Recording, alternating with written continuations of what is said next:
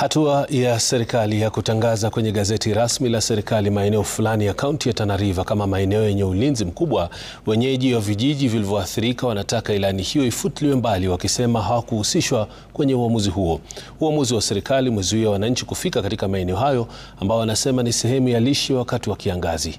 Mwanahabari wetu Faisal Abdirahman amefika katika eneo hilo na ametuandalia taarifa ifuatayo. Kilomita 39 kutoka mji wa Hola tunafika kijiji cha Kilindini, wadi ya Kinakomba, kaunti ya Tana River.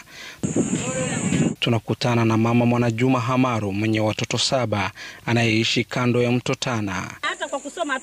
Japo serikali imetoa ilani ya athari ya mafuriko, anasema hana pa kwenda.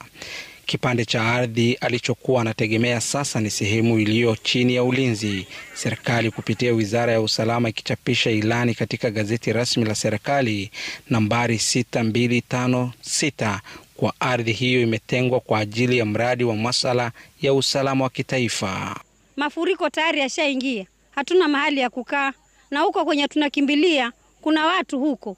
Tumeona silaha kubwa kubwa huko na sisi tunaogopa. Hatujui tuende wapi. Tumepewa hizi amri ya kuwa serikali imesema huko si kwetu, sisi tusikae huko. Leo wakisema wao imekuwa protected area, na tukiangalia zile sehemu ambazo wametaja ambazo zimekuwa protected area, haifiki hata maili 2 na hapa kwa vijiji zetu ambao tunaishi. Sina maana kwamba tumewekewa kizizi, tumewekewa tundu, tumewekewa tumezingirwa mahali ambaye huku ni mtoni na huku ni protected area, kiwango ambacho kama jamii tumekufa tukiwa hai. Leo hii wakatuambia sisi hii area ni protected. Sisi kazi zetu, chakula tutatoa wapi? Watoto wetu tutawafundisha vipi? Familia zetu tutazikimu vipi?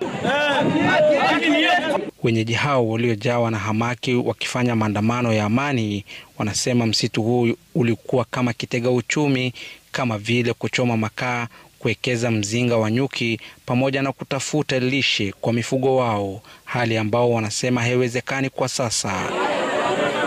Wakazi ambao sasa wamejawa na hamaki wanataka serikali kufutilia mbali ilani iliyochapishwa kwa gazeti rasmi nambari 6256, huku wakitaka mifugo wao kupata malisho kwa msitu ambao wanategemea pakubwa. Faisal Abdirahman, runinga ya Citizen kutoka kijiji cha Kilindini.